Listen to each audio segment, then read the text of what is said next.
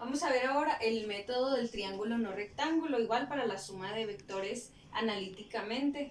En este caso, pues tenemos el siguiente ejercicio ejemplo, que no es ninguno correspondiente a los que tenemos en el cuadernillo. Este va a servir para realizar de la actividad 15 los ejercicios 1 y 2.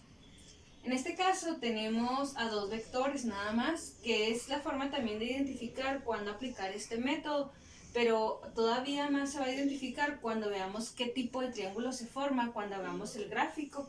Entonces tenemos el vector F1, que vemos aquí que vale 100 newtons, y F2 300 newtons, los cuales están separados por un ángulo de 75 grados. Lo primero que hay que hacer es hacer el gráfico por el método del paralelogramo, que es volver a trazar los dos vectores idénticos. Si acá de este otro lado que estoy trazando, F1 y F2, con su misma dirección y con su misma magnitud. Entonces este sería F1 y este F2.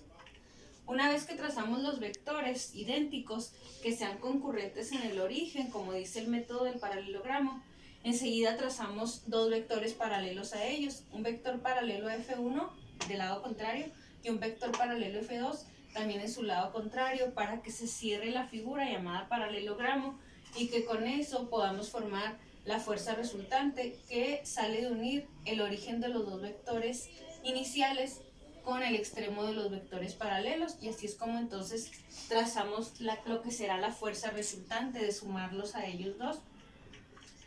Ya después de determinar cuál será la resultante a través de ese método de manera gráfica, vamos a ubicar cuáles son los datos que conocemos en uno de los triángulos que se han formado. Entonces es momento de volver, tal y como se hizo en el del triángulo rectángulo, aquí vamos a elegir uno de los triángulos. También es más recomendable pues este de abajo y no el que está invertido, para no estar incómodos en trabajar los ángulos y todos los lados. Entonces si elegimos ese triángulo, vamos a ver qué datos conocemos de ese triángulo. Conocemos el lado F1, en este caso por haber elegido este está quedando fuera del triángulo, pero viene siendo este mismo que está de este otro lado, entonces lo voy a remarcar para decir que este es F1.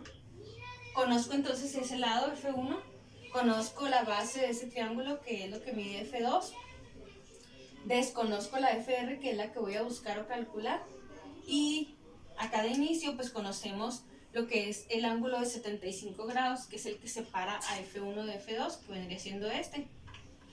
Ese ángulo sería incorrecto decir que se ha partido en dos y que entonces la mitad de ese valor corresponda a cada uno de estos dos ángulos que se observan ahí. Entonces no podemos decir que este ángulo, ¿verdad?, del triángulo que elegimos sea la mitad de 75. Más bien, ese ángulo de 75 grados nos sirve para determinar este otro ángulo que tenemos dentro de ese triángulo. ¿Por qué nos va a servir para ese? Porque si prolongamos nosotros la línea de acción del vector F2, este ángulo de 75 que teníamos aquí vendría siendo este mismo que tenemos acá de este lado, porque son idénticos. ¿Sí?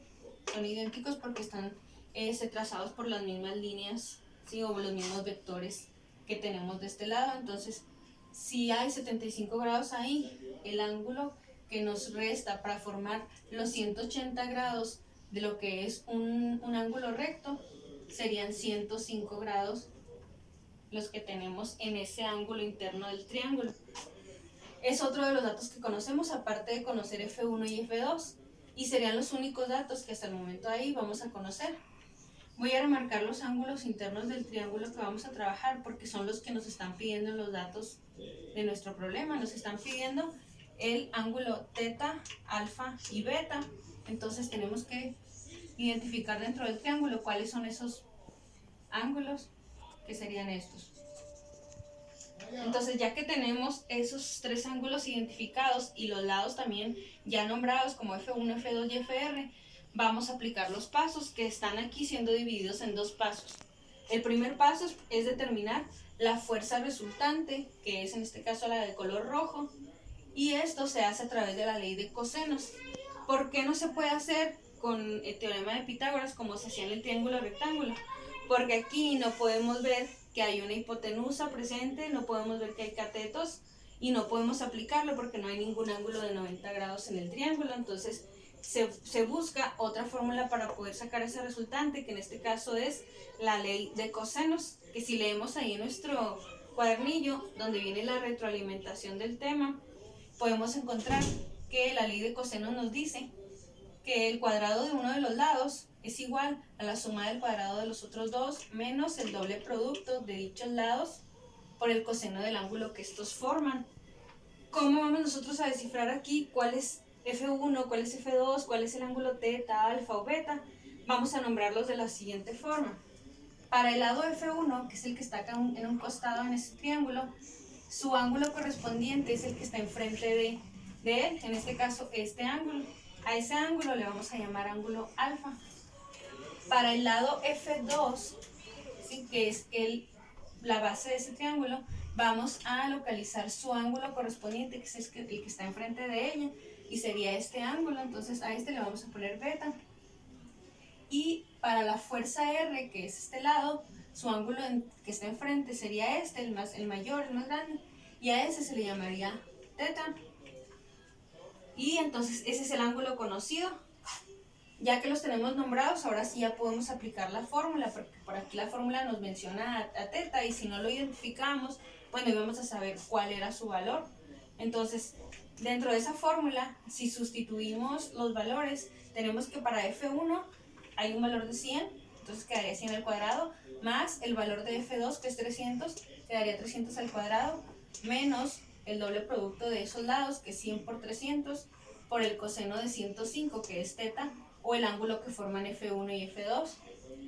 Si solucionamos toda esta operación que nos indica ahí la fórmula, que está pues un tanto complicada, si no podemos hacer nosotros las operaciones con los paréntesis correspondientes, tenemos que hacerlo por partes hasta que nos acostumbremos a hacerlo bien, ¿verdad?, correctamente. Si practicamos ahí en nuestra calculadora, vamos a ver que nos debe dar 339.89 newtons el valor de ese lado, un valor que es lógico o correspondiente, ¿verdad?, o proporcional a lo que valen los otros dos lados. Vemos que la base de ese triángulo vale 300 y que el costado, ¿verdad?, o la lateral de ese triángulo vale 100. Entonces es lógico, ¿verdad?, que nos esté saliendo 339, que es un valor un poco mayor que lo que es la base. Sí, así proporcionalmente sí se ve que eso es correcto. Hay que fijarnos bien en esos valores, porque si los valores están muy fuera de lo que es la realidad, o cuando ya veamos el dibujo, sí, y no corresponde a lo que realmente debe de ser, pues aquí mismo vamos a tener que corregir el error, o esta cantidad, si está mal, pues va a hacer que lo demás también vaya a estar mal, porque luego la vamos a usar. Entonces eso sería el calcular la fuerza resultante. Ya sabemos cuánto mide, ¿verdad? Ya podemos poner acá dentro de nuestro resultado 339.89 newtons, porque así vienen las unidades desde el inicio.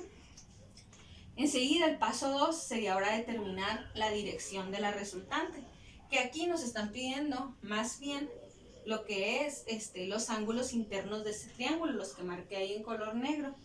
El que ya conocemos es teta, que es el de 105 y que se deduce desde lo que es el ángulo inicial que nos dan como dato.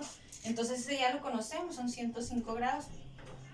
Nos falta saber cuál es el valor de los otros dos, que es alfa y que es beta. Recordemos que lo que es la suma de los ángulos internos de un triángulo, si lo sumamos siempre, ¿verdad?, sabemos que nos va a dar 180 grados. Ya tenemos este de 105. Lo que nos falta para completar 180 es lo que salga de la suma de los otros dos. Pero también no podemos deducirlo así nada más diciendo, bueno, lo que falta para completar 180 lo divido entre 2 y es lo que vale alfa y beta. No se puede hacer así, porque la figura incluso nos muestra que este es más pequeño que aquel. En ocasiones no se va a visualizar, pero no siempre, ¿verdad?, va a estar dividido en dos exactamente. Entonces tenemos que calcularlo. Aquí no podemos usar funciones trigonométricas para calcular el ángulo que nos piden, o los ángulos, porque no era un triángulo rectángulo, no hay una hipotenusa, entonces tenemos que usar la ley de senos. La ley de senos, pues lo que nos pone en verdad es a cada uno de los lados divididos entre el seno de su ángulo correspondiente. Ya habíamos dicho que para F1 le corresponde lo que es el ángulo alfa, para F2 corresponde el ángulo beta, y para FR corresponde el ángulo teta, y por eso es que así están relacionados en la fórmula. Esa fórmula pues consta de 3 partes, no se puede aplicar con las 3 partes juntas, sino nada más usando 2 de las tantas partes que hay. Por ejemplo, una combinación de usar a F1 con F2, o F1 con F, o F2 con F, sí, o la combinación que queramos hacer, pero eligiendo solo a 2. ¿A cuáles vamos a elegir? Pues se tiene que elegir a una de las partes de la cual ya conozcamos todo. Por ejemplo, F, ya lo conocemos, que es 339.89. Teta, ya lo conocemos, que es 105, entonces podemos decir que esto ya lo conocemos en sus datos. Ahora vamos a elegir entonces una de estas dos, aquella que queramos ahorita calcular, si es alfa o es beta, que son los datos que nos faltan. Yo estoy eligiendo aquí el de calcular primero alfa, por eso elegí F1, y de esa ley de senos me quedaría que elegí a F1 entre el seno de su ángulo igual a F sobre el seno de su ángulo. Sustituyendo los valores, pues sería F1, que es igual a 100, que desde acá lo tenemos, entre el seno de su ángulo. ¿Quién era el ángulo de F1? Alfa, es el que no conocemos y se quedaría así indicado. Es igual a F, que lo calculamos nosotros mismos, 339.89, entre el seno del ángulo teta o correspondiente a FR, que sería 105. Esto se convierte en una regla de 3, la cual se solucionaría multiplicando cruzado y dividiendo entre el término que nos queda solo. Entonces, en la calculadora ponemos el seno de 105 por 100 entre 339.89. El resultado de esta operación nos da apenas lo que es el seno del ángulo.